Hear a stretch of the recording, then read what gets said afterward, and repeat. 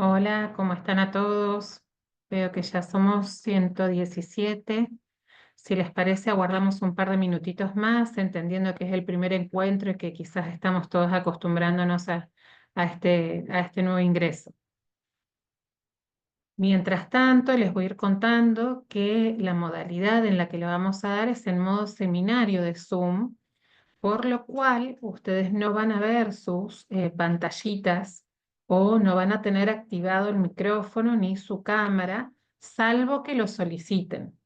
Veo que algunos quizás estando en prueba, por ejemplo ahora Cintia, que levantan la manito. En caso de que levanten la manito, yo que voy a ir ayudándolos y acompañando un poco este primer curso a ver cómo nos va, les doy el permiso para hablar y les doy el permiso para que se vean. Por ejemplo, ahora vamos a probar con Cintia. Bueno, ahí justo Cintia levantaste manito, yo ahí te permití que puedas charlar o hacer alguna consulta. Si por alguna razón fue por equivocación, yo te puedo volver a tu modo anterior, entonces queda removida esa solicitud, ¿sí? Lo mismo ahora, por ejemplo, Alejandro Cufaro, vamos a practicar de paso un poquito. Ahí, como ven, yo les di el ok para que pueda hablar o para que se vea su cámara. En caso contrario de que haya sido, como les digo, una equivocación, no se preocupen, yo les remuevo el permiso a como estaba antes. Al ser de modo seminario, vamos a permitir de alguna forma que la clase se pueda desarrollar sin alguna interrupción o equivocación de dejar los micrófonos o cámaras abiertas, y si hacia el final voy a ir viendo quiénes levantan la mano para sus consultas. Bueno, ya somos 124 en total. Si les parece, esperamos un minuto más, que sea 14:15, y de modo excepcional, porque es el primer encuentro, sí vamos a tratar que los próximos sean lo más puntuales posibles para respetar los tiempos de todos.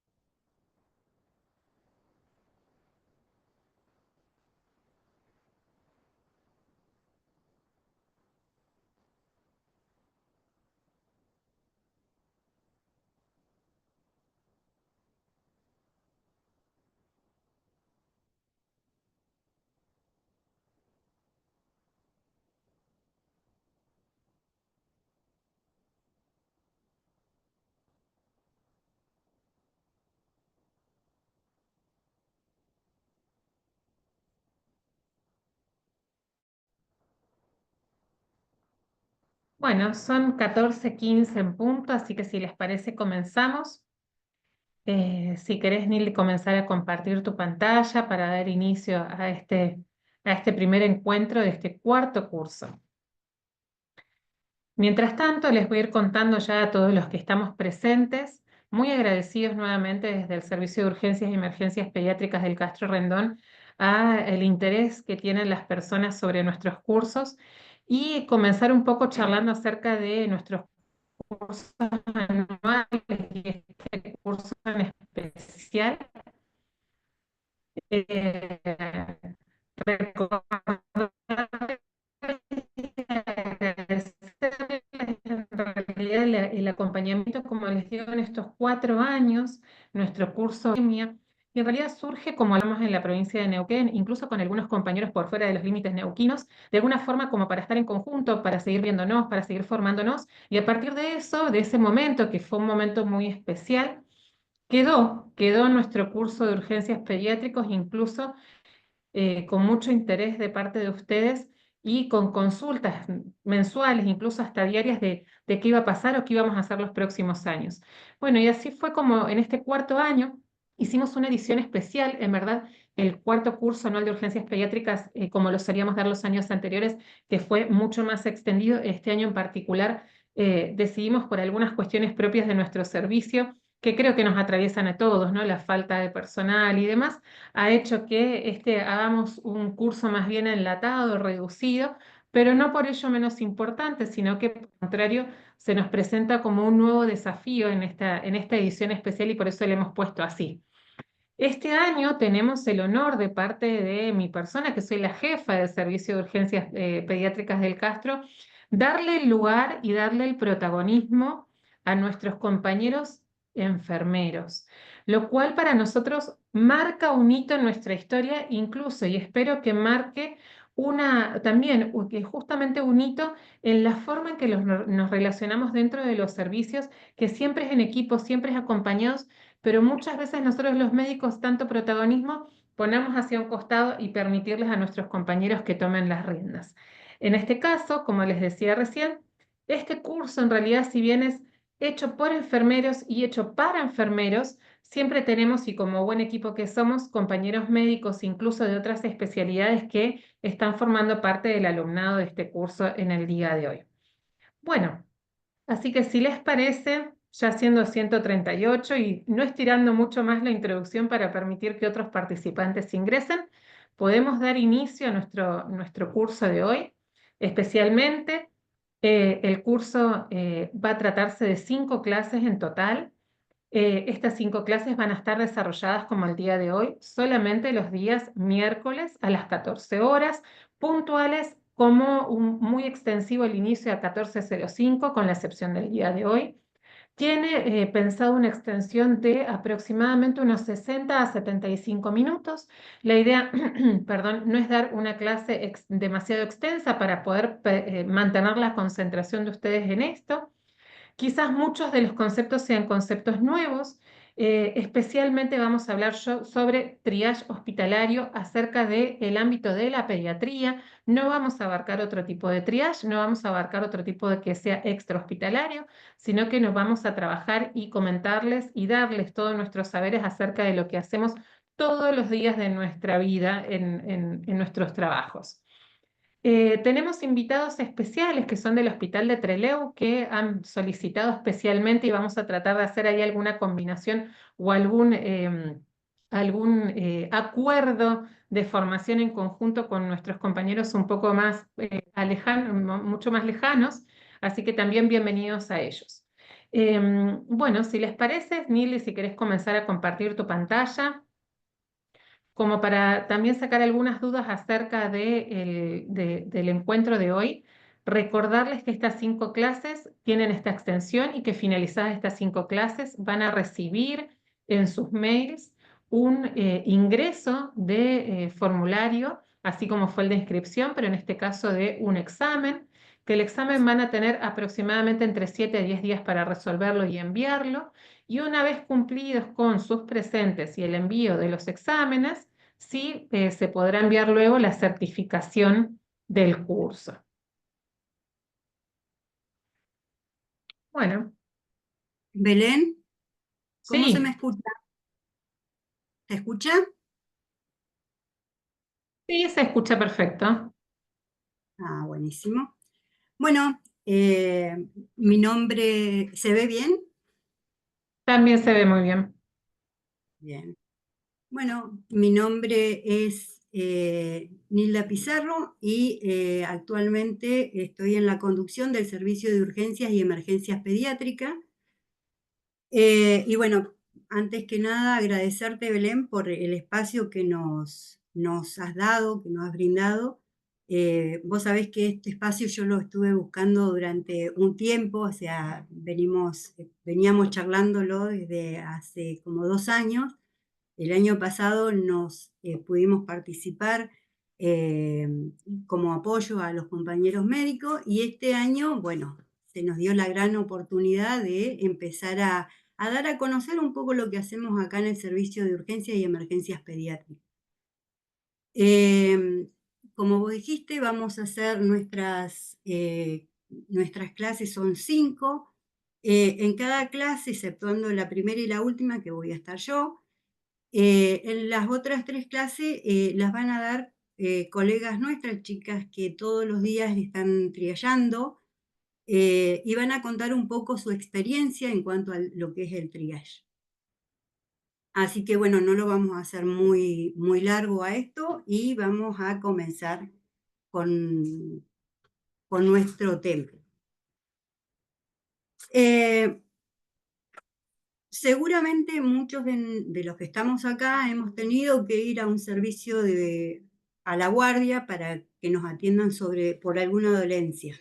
Y muchas veces seguramente nos hemos encontrado en que nos atienden, por lo general nos ve un enfermero y luego nos hacen salir afuera y después nos atiende el médico. Bueno, ese es lo que nosotros hacemos, eso es triage. Pero no es así que me vio y me dijo, bueno, andate afuera que te van a esperar. Ahí pasan un montón de cosas que ve esta persona que está haciendo esta valoración inicial, que hace que nos vaya a asignar, en este caso, un color o un nivel de urgencia.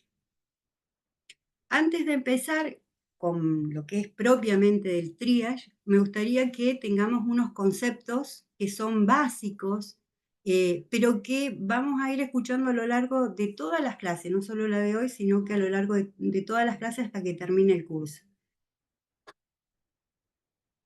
Y estas palabras son, hay dos de ellas que si las utilizamos como si hiciéramos referencia a lo mismo, pero cuando empezamos a analizarlas nos vamos a dar cuenta que no hacen referencia a lo mismo, pero hay un factor que las va a diferenciar. Una es emergencia, y según la OMS, una emergencia es una situación que se presenta de forma repentina o inesperada, requiere atención inmediata debido a que hay una alta probabilidad de riesgo de pérdida de la vida de una persona. Perdón. La segunda es la urgencia, que se puede definir como la aparición fortuita de un problema de causa diversa y gravedad variable que puede afectar la salud de una persona, pero sin que su vida se encuentre en un peligro inminente. Como ustedes ven, acá hay un factor, que ahora lo vamos a mencionar, que me va a determinar en qué momento debería actuar o qué va a ser más importante al momento de valorar a esta persona. Y después hay un concepto que es el riesgo de deterioro. ¿A qué nos referimos? Que es una situación clínica, la podemos definir como una situación clínica que tiene la capacidad de generar un deterioro de la salud o la vida del paciente en función del tiempo que transcurre entre que aparece esa situación clínica y que nosotros instalemos un tratamiento efectivo.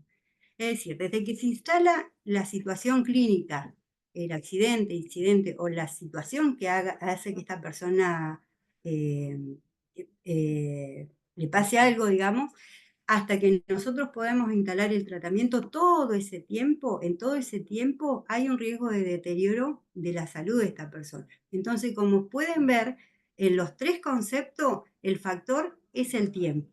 El tiempo es el que me va a determinar la emergencia, la diferencia entre la emergencia y la urgencia. En la emergencia tengo que actuar ya. No puedo demorar porque la persona está en riesgo. En la urgencia voy a tener un poco más de tiempo, dependiendo la gravedad también de la urgencia. Y bueno, después tenemos el riesgo de deterioro, que es la situación esta que si yo no actúo rápido, la persona va a empezar a deteriorar. Al riesgo lo podemos dividir en dos clases. Uno, el inmediato, que es aquel que al momento del triage podemos ver el riesgo vital, y el que se nos va a venir a la memoria enseguida es un paro. O sea, en ese momento, o sea, nosotros vemos una persona en paro y vemos que hay un riesgo vital. Si yo no actúo rápido, esa persona se va a morir. Y después está el riesgo potencial, es que al momento de valorar al paciente, tal vez no pueda observar el riesgo, pero si yo no actúo, después ahí puede haber un deterioro. Y acá el ejemplo que le puse fue que la ingesta de algún fármaco o sustancia tóxica, que al momento de la valoración el paciente se encuentra bien, pero si no actuamos de forma rápida, sí se puede empezar a deteriorar.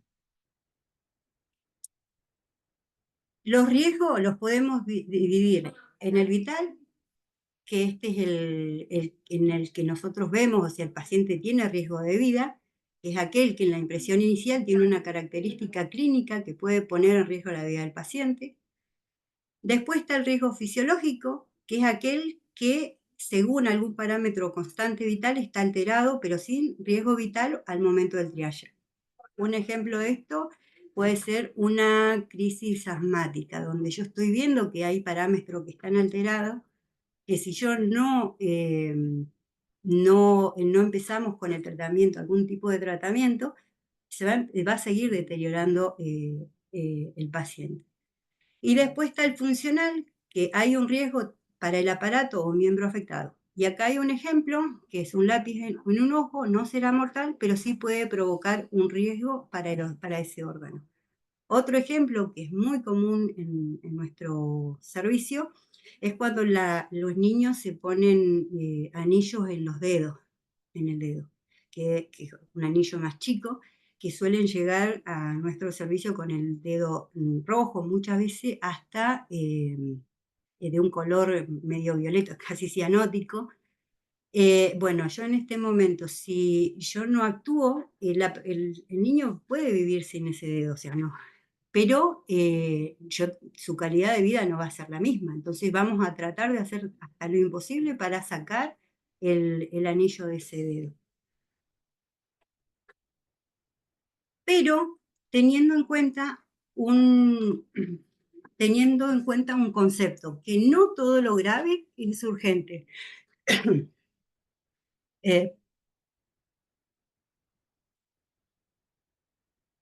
Perdón, se me secó la garganta. Pero teniendo en cuenta que no todo lo grave es urgente, ni todo lo urgente es grave. ¿Por qué? Porque la urgencia está relacionada con el tiempo que hay hasta que se atiende el paciente. O sea, es el tiempo que yo voy a demorar, ahí va a estar la urgencia. Mientras que la gravedad está relacionada con el pronóstico final.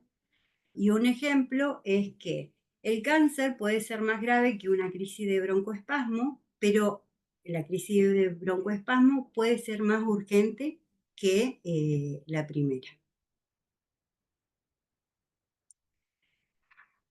Si hubiese alguna pregunta, espero que se esté entendiendo todo bien. Ahora sí vamos a pasar precisamente a lo que es el triage. A nosotras, tanto a Belén como a mí, nos gusta definir el triage o tener como estandarte esto, donde dice que el triage es el control de mando de los servicios de emergencia.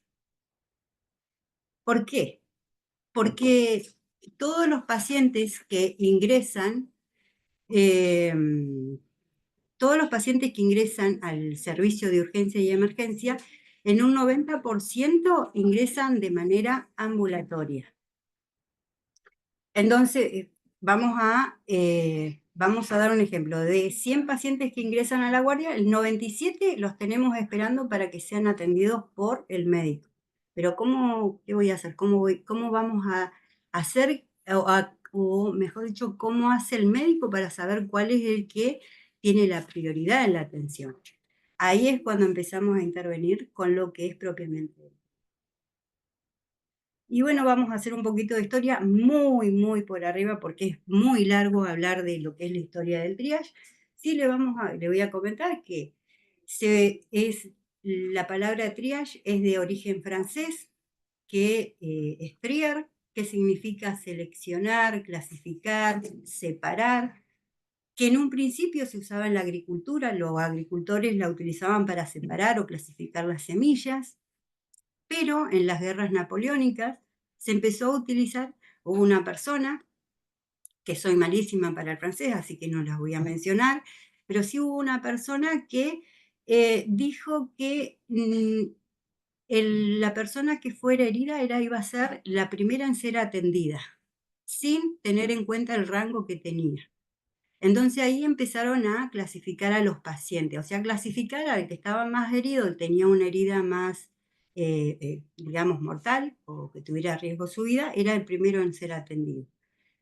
Allá por el año 60 se empezó a utilizar este término en el ámbito hospitalario y al principio el sistema era de 3 colores.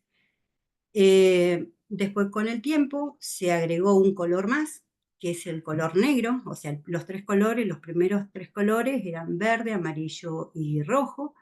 Después se agregó un color más, que era el negro, que esto se utiliza, este es el sistema STAR, que se utiliza mucho en los extrahospitalarios, pero esto como no alcanzó grados de evidencia científica para considerarse de estándares, ya casi no se usa. Hoy en la actualidad se intenta cambiar, o hay una tendencia a cambiar los 3 o 4 colores por los 5 colores, que son los que se ven arribita de la presentación.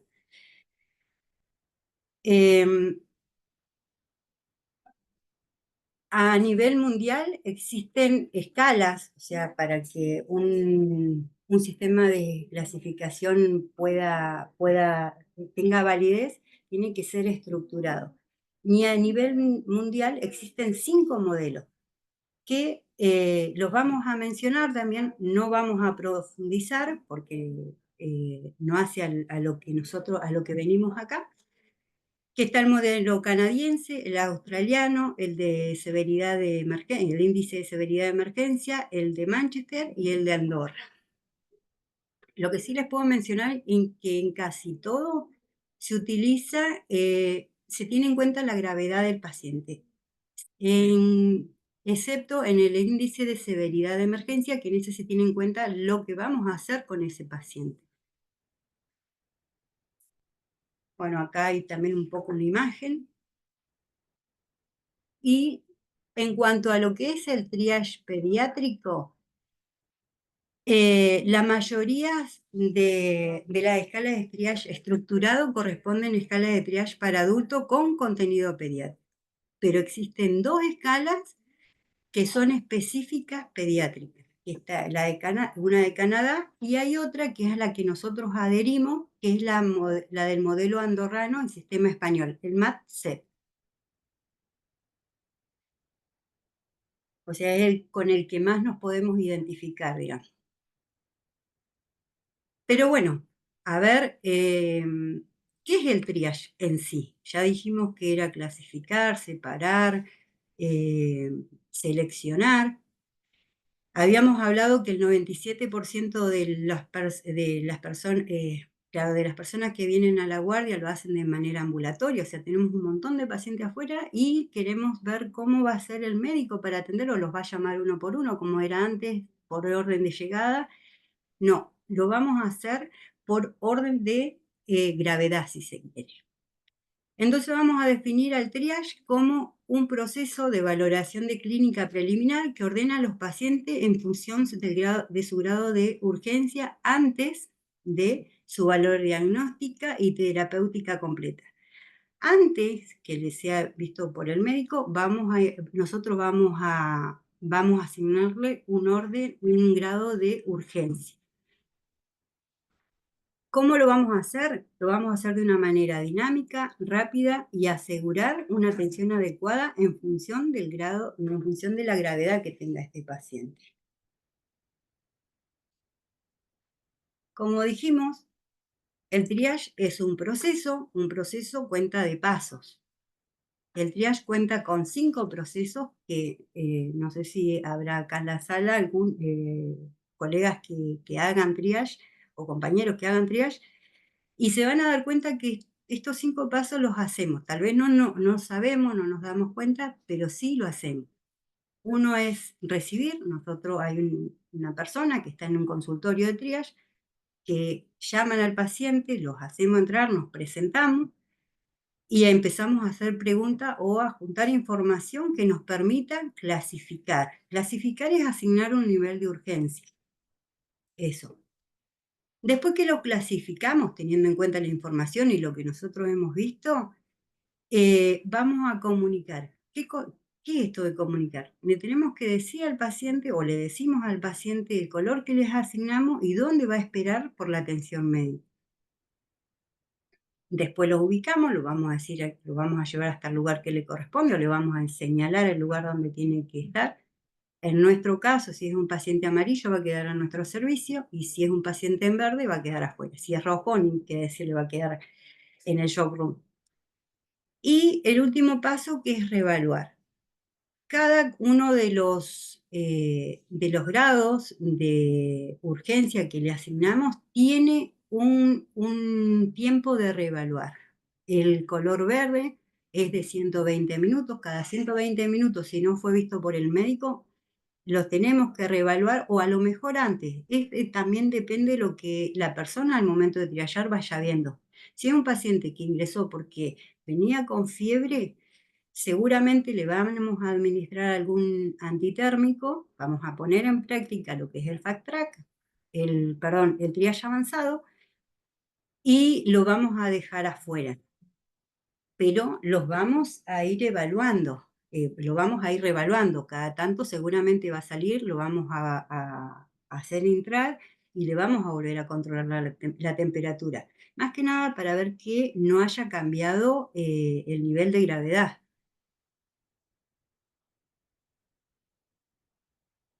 Pero bueno, ya dijimos que el triage es un proceso de 5 pasos, pero tiene que tener algunos criterios para que sea estructurado. Uno es la validez.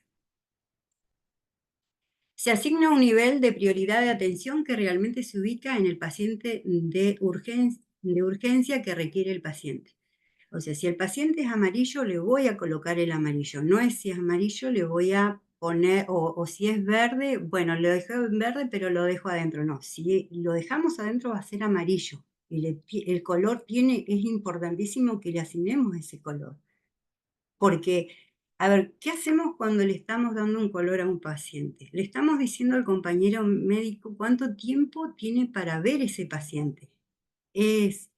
Si yo le asigno un color, el color amarillo a un paciente, le estoy diciendo a Belén, che, ¿sabes qué? Hay un paciente que está en color amarillo, tenés hasta 30 minutos para verlo. Y yo ya le estoy avisando. Belén es lo más probable que no vaya a esperar los 30 minutos, vaya a venir antes, porque entiende que es un paciente en color amarillo. El segundo criterio es la reproductibilidad.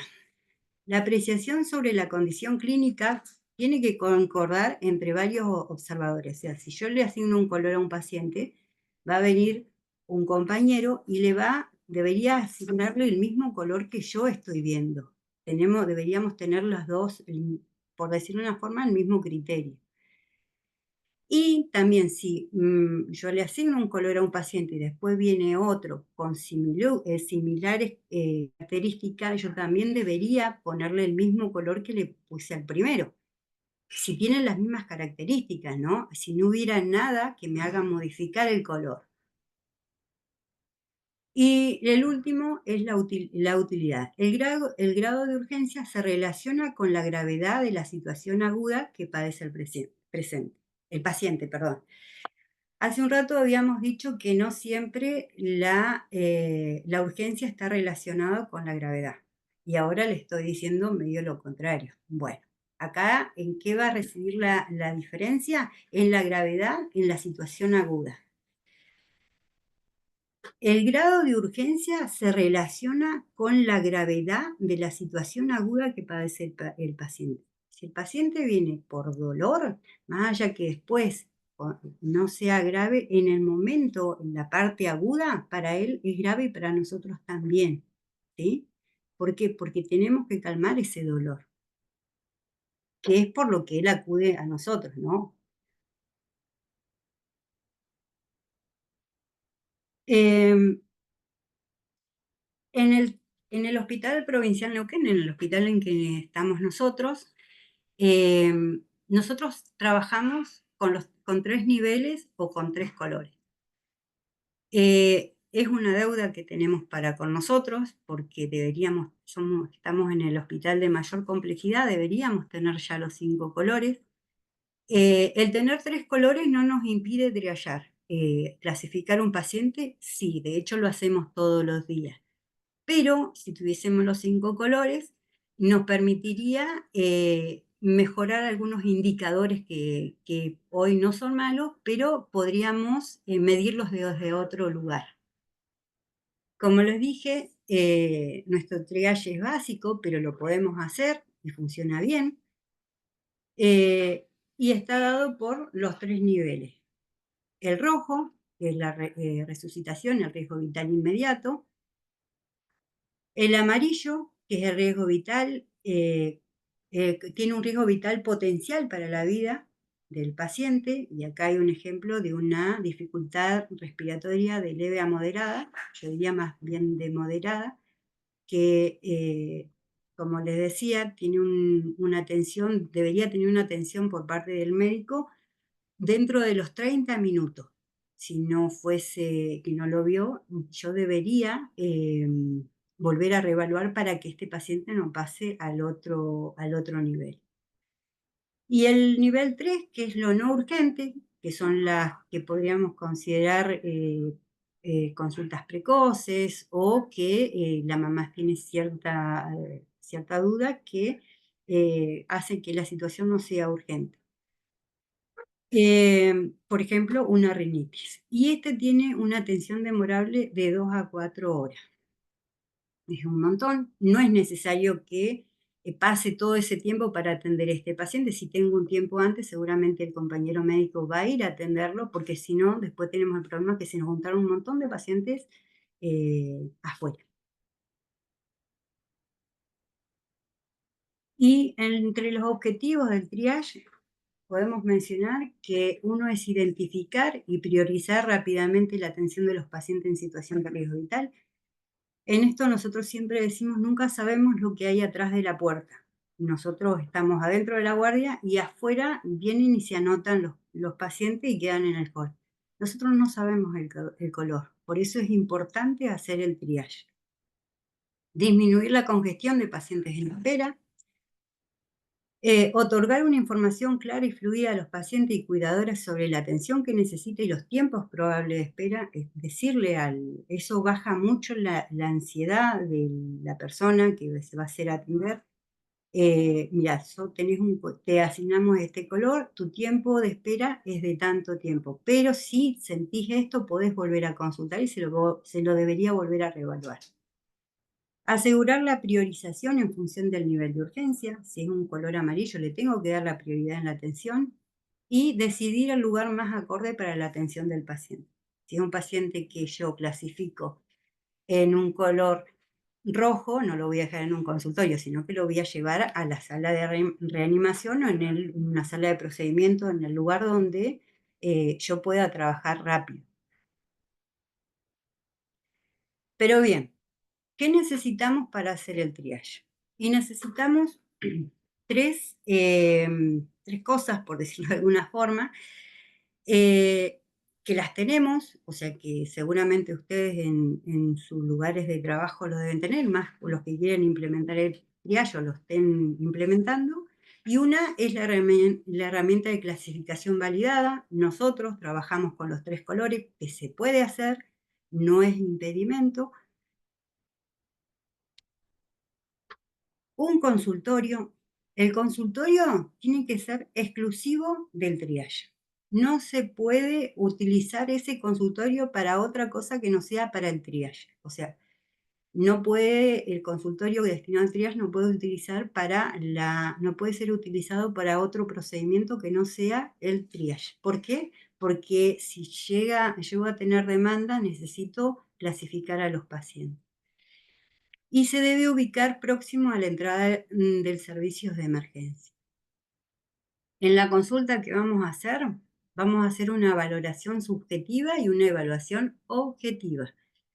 La valoración subjetiva le vamos a preguntar qué le pasa, por qué vino, y en la evaluación objetiva vamos a preguntar cuánto le duele, cuánto tuvo de fiebre, cuántos vómitos tuvo o cuántas deposiciones diarreicas tuvo. Vamos a tratar de objetivizar todo eso.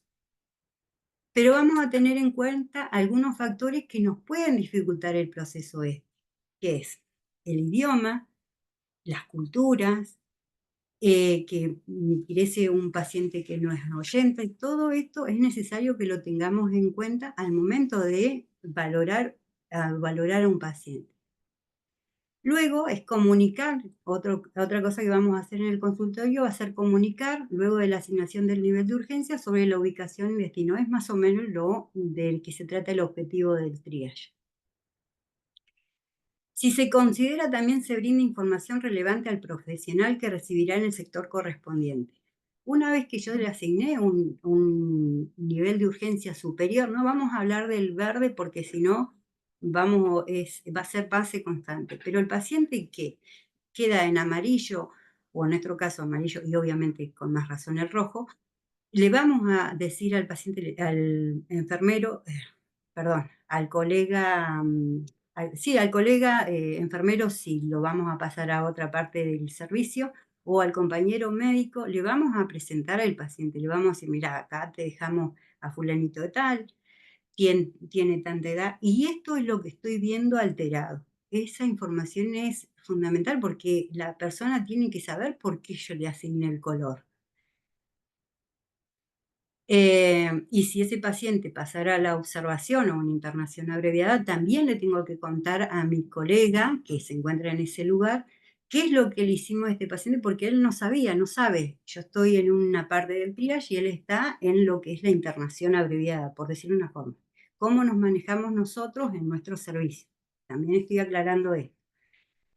Y todos los pacientes deberán ser evaluados y asignados a un nivel de urgencia dentro de los primeros minutos de su llegada al servicio. Según los estándares eh, son de calidad y de seguridad.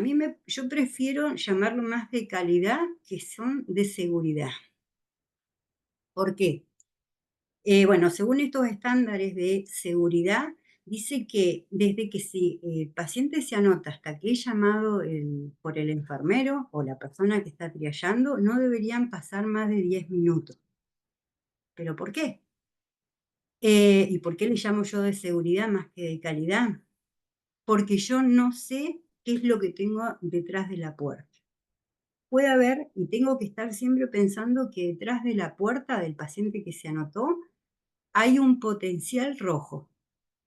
O hay un amarillo que potencialmente se puede convertir en rojo si no le damos, y ahí vamos con el riesgo de deterioro. Si no aplicamos el tratamiento efectivo rápido, ese paciente puede empezar a deteriorar. Por eso es tan importante que el triage, desde que se anota el paciente hasta que es llamado por el enfermero, ese tiempo no supere los 10 minutos. O sea, es muy importante.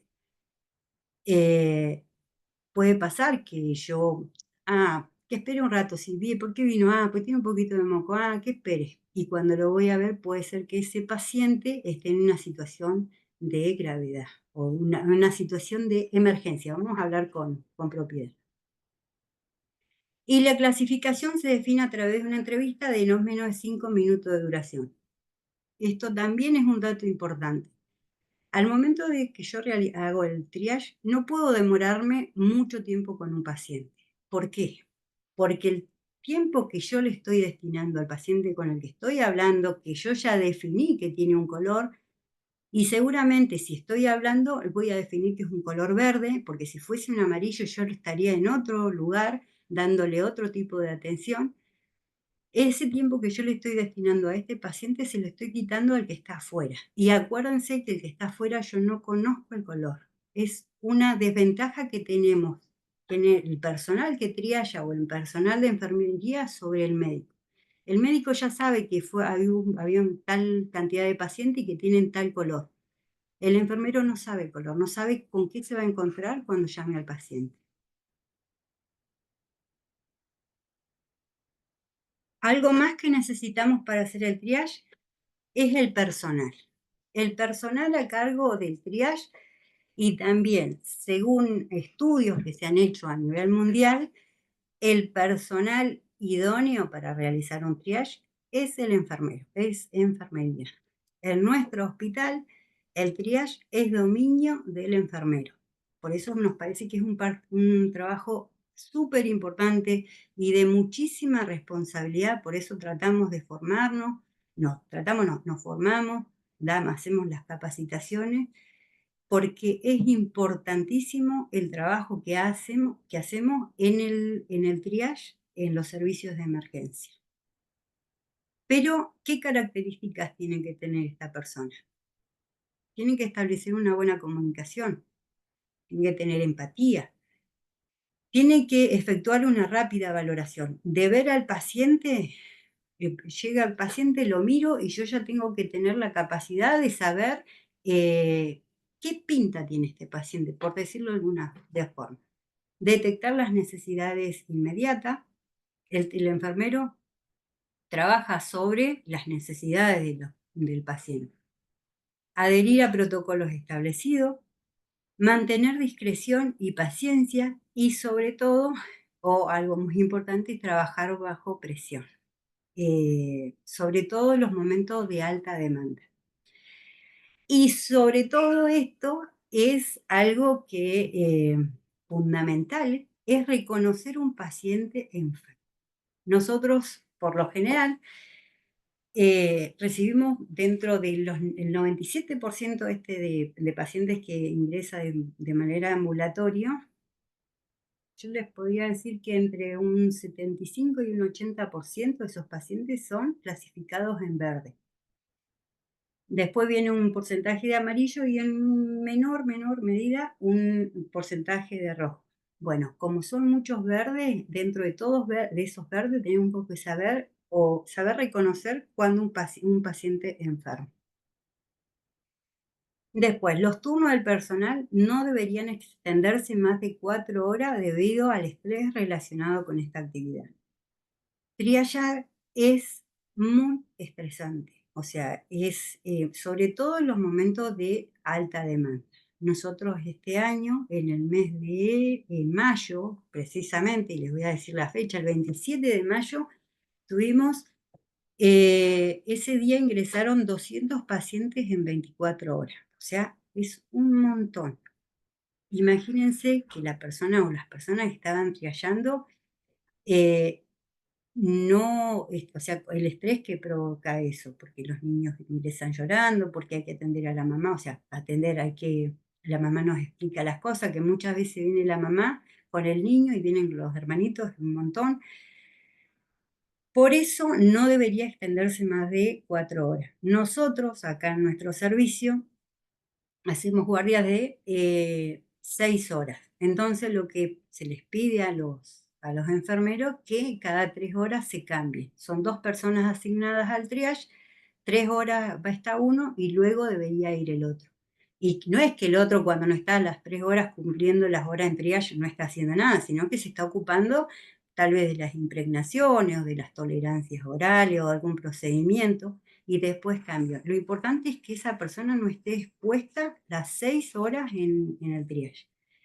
Les puedo asegurar que no va a ser, no voy a valorar de la misma forma al paciente cuando ingreso a la guardia a cuando la termino. Ya lo termino y más si tuvo mucha demanda y la verdad que no va a ser de la misma calidad. Sí lo voy a clasificar, pero no va a ser la misma calidad que cuando entré. Por eso es tan importante y es importante que se respeten esas 3 horas. Y se debe dedicar de forma exclusiva a esa función. La persona que se encuentra triallando no debería hacer otra cosa nada más que el triage. Debería dedicarse exclusivamente para eso. Y las funciones principales del personal de enfermería asignado al triage son básicamente lo mismo que los objetivos del triage. Es identificar el riesgo vital, clasificar a los pacientes sin riesgo vital y determinar el área de atención teniendo en cuenta el nivel de urgencia que se le asignó al paciente. Y todo esto que hemos mencionado lo vamos a hacer, pero teniendo en cuenta que en el triage no se hacen diagnósticos. No hacemos diagnóstico, por eso es que lo hace un enfermero. No hacemos diagnóstico, a menos que quieran hacer un diagnóstico enfermero, pero no creo que nos dé el tiempo en el momento de hacer el triage. Ni clasificar en función del mismo, ya que en el mismo diagnóstico puede tener diferentes niveles de prioridad. Un ejemplo muy clásico es el asma. El asma, dependiendo de lo que yo vea, lo puedo clasificar en un nivel inferior o en un nivel superior. Pero entonces, ¿cómo asignamos un nivel de urgencia? identificando a los pacientes con mayor riesgo de deterioro, y acabamos con el riesgo de deterioro, para que sea atendido lo antes posible. Es decir, en el triage vamos a clasificar a los pacientes en función del grado de urgencia o del riesgo de deterioro, que como habíamos mencionado antes, es una situación clínica que tiene la capacidad de generar un deterioro de la salud o la vida del paciente en función del tiempo que transcurre entre que aparece la situación clínica y que nosotros instalemos un tratamiento efectivo. Teniendo en cuenta eso, es como es que vamos a asignar un nivel de urgencia. Y si hablamos de un factor tiempo, entonces en el triage deberíamos respondernos a la pregunta: ¿con cuánta rapidez debería ser visto este paciente? Y yo creo que esta pregunta deberíamos hacernos cada vez que tenemos pacientes que nos producen muchas dudas sobre el color. O sea, el paciente que es rojo es muy palpable, nos damos cuenta enseguida. Nuestro punto es el amarillo y el verde. Amarillo, verde, porque muchas veces no sabemos o es amarillo o es verde. ¿Qué voy a tener en claro? Pero si yo me pudiera hacer esta pregunta: ¿con cuánta rapidez debería ser visto este paciente? Creo que si yo digo, puede esperar un ratito, no mucho, pero puede esperar un ratito, entonces un paciente en amarillo. Y si yo digo, mira, vino, pero ¿para qué lo trajo? O, no, este está bien, no le va a pasar nada, una forma de decir, ¿no? Pero si digo, puede esperar afuera un tiempo, no va a tener riesgo de deterioro. Entonces, un paciente en verde. Para decidir ese riesgo de deterioro y accionar el nivel de urgencia que le corresponde, la mayoría de las escalas combinan diferentes informaciones. La impresión general, cuando viene el paciente, miro cómo llega ese paciente y su situación fisiopatológica. ¿Qué es lo que estoy viendo? ¿Qué pinta tiene este paciente? El motivo de consulta, ¿por qué vino? ¿Cuáles son sus síntomas? Y bueno, los modificadores los modificadores son factores propios del paciente como la edad y los antecedentes. O sea, ¿qué antecedentes tiene este paciente? Todas estas preguntas nos van a permitir juntar información para poder asignar un nivel de urgencia. Y teniendo en cuenta todas esas preguntas es que podemos determinar el riesgo de deterioro. Entonces, identificar a los pacientes con mayor riesgo de deterioro, respondernos con qué rapidez necesita ser visto este paciente antes que se deteriore, pero acá tenemos un problema, que nosotros, nuestros pacientes pediátricos que acuden a nuestro servicio, en su mayoría llegan con una situación de estabilidad fisiológica. Así que en momentos de mucha demanda asistencial, donde el triage hay que hacerlo rápido, salvo las situaciones extremas, o sea, donde hay una situación crítica que es muy evidente, o sea, un paciente que viene en convulsión que es muy evidente que va a ser un rojo, las alteraciones fisiopatológicas de ese paciente pueden pasar desapercibidas. Es decir, que puede no ser fácil identificar estos pacientes. Y esto nos pasa que muchas veces le asignamos el color verde al paciente y decimos, pero estaba bárbaro, o sea, estaba bien, y de repente vemos que el paciente se descompensó o empezó con una mayor dificultad respiratoria. Es propio del paciente pediátrico. Por eso es importante saber reconocer un paciente enfermo. ¿Y cómo distinguimos un paciente que ya tiene una alteración fisiopatológica? Y acá es la clave el personal de enfermería. Como se mencionó anteriormente, el personal de enfermería que realiza el triage tiene que estar entrenado en la capacidad de reconocer a un paciente enfermo. O sea, las personas, los que hacemos triage, y tenemos y los que tenemos ya un tiempo, tenemos ese ojo para ver lo clínico, o sea, poder decir, ¿sabés que no me gusta esto? Es porque ya aprendimos a reconocer al paciente enfermo. Que por ahí salvando la distancia y sin entrar en esto de competir, ni mucho menos. Tal vez el enfermero que se encuentra en una terapia intensiva ya sabe que su paciente está enfermo, ya sabe lo que tiene. Nosotras o el que está en una internación también sabe que su paciente está enfermo y qué es lo que tiene y qué es lo que van a hacer. Nosotros no. Nosotros estamos viendo un niño que muchas veces se ve re bien.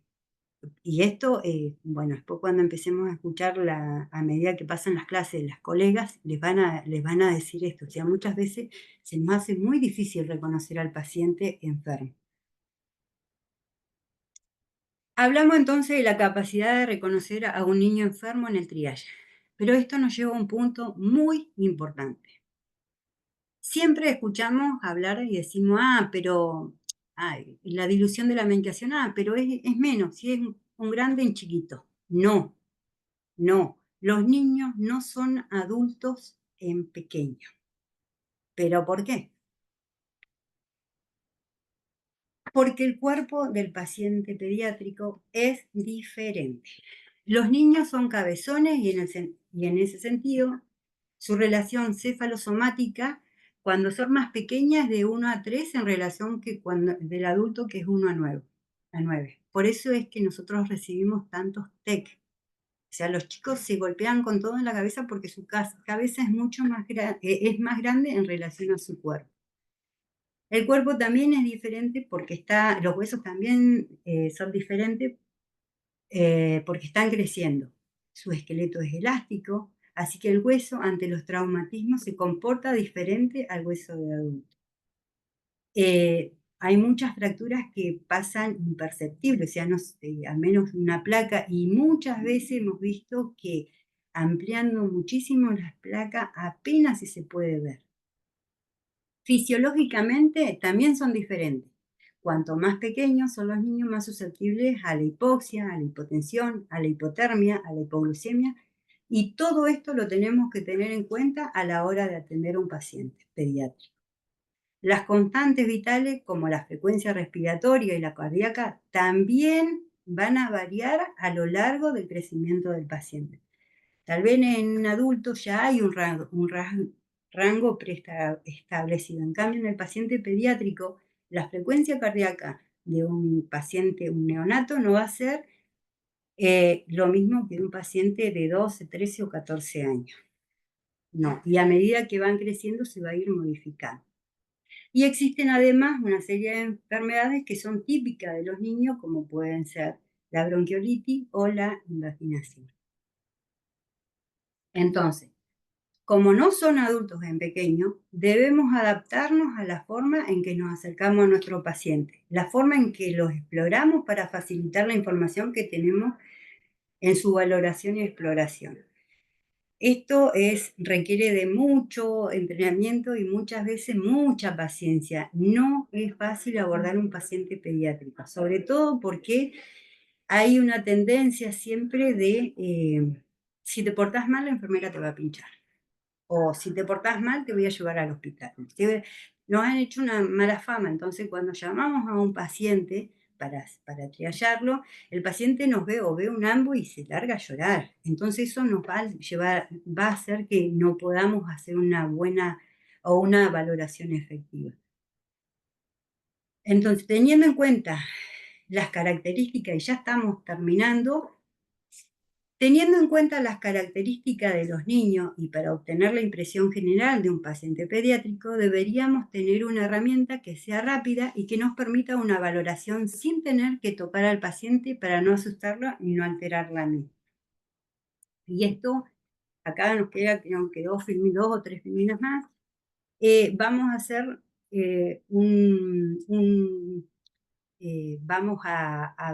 vamos a comentar de qué se van a tratar las próximas clases. Me había trabado. Como les explicaba, nuestro sistema sí se relaciona mucho o no hemos copiado o hemos asimilado mucho de lo que es el sistema español de triage. Y dentro de este hay una metodología que se desarrolló en Madrid, que es un sistema de 5 niveles que es estructurado y que a su vez cumple con las características de utilidad, validez y fiabilidad. Todo lo que necesita un triage. Nosotros, y es pediátrico, entonces lo que hicimos fue copiarnos o adaptar nuestro sistema de 3 colores a esa metodología. Esta metodología es una sistemática de 6 pasos que si se realiza de una forma ordenada, la clasificación será sencilla, eficaz y segura. Yo las voy a nombrar porque estas van a ser partes de las otras clases. Una es el triángulo de evaluación pediátrica, es el TEP, que, bueno, explicarle que de estos 6 pasos, 3 son obligatorios y 3 son opcionales. ¿De qué van a depender? De lo que yo vaya viendo en cuanto al triángulo de evaluación pediátrico, que es obligatorio, buscar síntomas, signos principal o motivo de consulta, también es obligatorio, controlar las constantes vitales, para nosotros es opcional. Nosotros no le controlamos los signos vitales a todos los pacientes. Tampoco le hacemos una evaluación específica a todos los pacientes. Va a depender del TEP o del signo o síntoma o lo que nosotros podamos ver en el motivo de consulta. Después sí, el modificador de nivel, que muchas veces nosotros podemos asignar un nivel de emergencia, pero hay algo que puede hacer que yo modifique ese color que le puse a ese paciente y lo lleve un poco más arriba. Y después la reevaluación. En la reevaluación es lo mismo, no reevaluamos a todos los pacientes, sino que a los que yo, dependiendo de lo que haya visto en el triángulo, en el TEP o por el que haya venido, le voy a hacer una reevaluación. Y creo que eso es todo. Creo que he terminado, Belén. No sé si se ha podido entender, si se pudo escuchar. Pido Sí, disculpas porque perfecto. estaba bastante nerviosa, bueno, hasta que... Ah, A mí me pasa, me pone muy nerviosa, pero el triage la verdad que es algo que me apasiona, me gusta muchísimo. Es muy lindo. Una vez que uno empieza a meterse en este mundo, es muy atrapante el triage. sí, se escuchó y se entendió perfecto, Nili. Creo que el espíritu de la necesidad de hacer triage hospitalario pediátrico estuvo absolutamente plasmado en tu clase y nos ofreciste y nos diste un recorrido por todos los conceptos iniciales como para poder ir entendiendo las próximas clases. Y desde la parte de los médicos, la verdad que poder tener un triage hospitalario, quienes trabajamos en una guardia, la verdad que es algo en lo que uno puede descansar en cierta forma de que cierto estrés que tenemos normalmente por la gran incertidumbre que tenemos y la gran vorágine y la adrenalina que nos caracteriza a quienes estamos en una guardia, en una sala de emergencias, realmente esto que nosotros decimos con Ildi, que ella lo dijo, a nosotras nos encanta esta frase, el triage es la sala de comando. Es el enfermero que está triallando quien ordena y nos manda, incluso a nosotros los médicos, de cómo tenemos que movernos y cómo tenemos que actuar dentro de la sala de emergencias. Y un poco esta necesidad de cambiar un poco el paradigma, ¿no? Del médico, el enfermero, como trabajando disociados o trabajando con diferentes puestos o trabajando muchas veces solamente en el momento de una urgencia en emergencia. Empezar a cambiar ese paradigma de pensamiento hace que los equipos sean, además de mucho más saludables, que la atención de los niños realmente sea la que necesitan esos niños, esas niñas o esos adolescentes que vienen a la guardia. Entonces, la importancia de la confianza, de formarse, porque también es importante dentro de la confianza que el otro sepa lo que está haciendo y también llevarles desde nuestro servicio toda esta información y la posibilidad de que ustedes también sean personas formadas para poder también hacer un triage que sea confiable, que puedan trabajar en equipo y que sus atenciones sean mucho mejores. Así que muy agradecida, Nili, por esto. Acá Gracias, no, teníamos gracias. sí, acá teníamos Eh, una pregunta, si bien hubo varias consultas desde la parte privada acerca de cómo anotarse y demás, sí hay quiero rescatar una consulta que de todas formas yo lo hice por privado, pero me parece que está buena y es importante como para dejar abierto el panorama para una próxima clase. Alejandro nos consulta si nosotros, en nuestro caso, si los niños con autismo o alguna enfermedad mental, pero sobre todo estos niños con autismo, si le damos alguna prioridad, aunque sean un verde. Sí, sí, por eso no vamos a expoliarle la clase a las chicas, pero sí, sí, eso está contemplado y aún en nuestro protocolo, que lo hemos actualizado este año, creo, ya quedó contemplada estas situaciones. Pero no solo el paciente autista, sino que los pacientes con sospecha de ASI o los neonatos tienen un apartado especial que hace que nosotros los tengamos o los prioricemos en el momento de la atención. Sí. Eso también lo vamos a abordar, creo que es en la anteúltima clase, y lo vamos a tocar a ese tema. Pero sí, sí, Em, hemos tratado de poder abarcar a todos nuestros pacientes teniendo, o sea, nuestro protocolo está teniendo en cuenta a todos los pacientes que acuden acá a nuestro servicio.